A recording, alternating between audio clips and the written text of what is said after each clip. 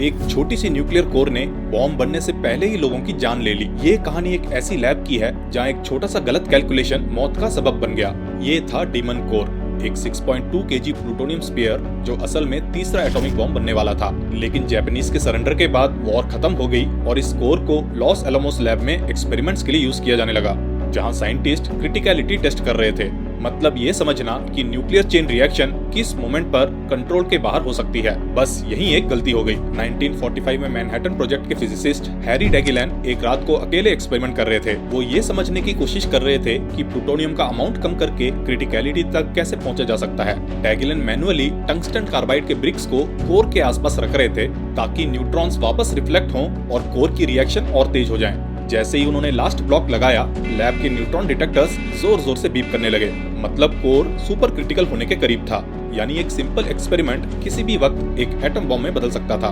घबराहट में जब उन्होंने अपने हाथ हटाने की कोशिश की, ब्रिक उनके हाथों से छूट गई और सीधा कोर के ऊपर गिर गई, जिससे पूरे रूम में एक तेज ब्लू फ्लैश चमका और इंटेंस रेडिएशन बर्स्ट ने आसपास की हवा को आयोनाइज कर दिया। रिएक्शन को तुरंत रोकने के लिए डेगिलन ने रिएक्टर के साइड वॉल को डिसअसेंबल कर दिया, लेकिन इस प्रोसेस में उन्होंने लगभग 5.1 सीवर्ट्स का मैसिव रेडिएशन डोज ले लिया। तुरंत ही उनके हाथों पे ब्लिस्टर्स बन गए और उनका शरीर रेडिएशन सिकनेस के सिम्टम्स से भर गया। उन्हें तुरंत लोकल हॉस्पिटल ले जाया गया, जहां वो 25 दिन तक जिंदगी और मौत के बीच लड़ते रहे। आखिरकार रेडिएशन का डैमेज इतना ज्यादा था कि वो बच नहीं पाए और वो दुनिया के पहले क्रिटिकलिटी एक्सीडेंट के विक्टिम बन गए। लेकिन कहानी यहीं खत्म नहीं होती।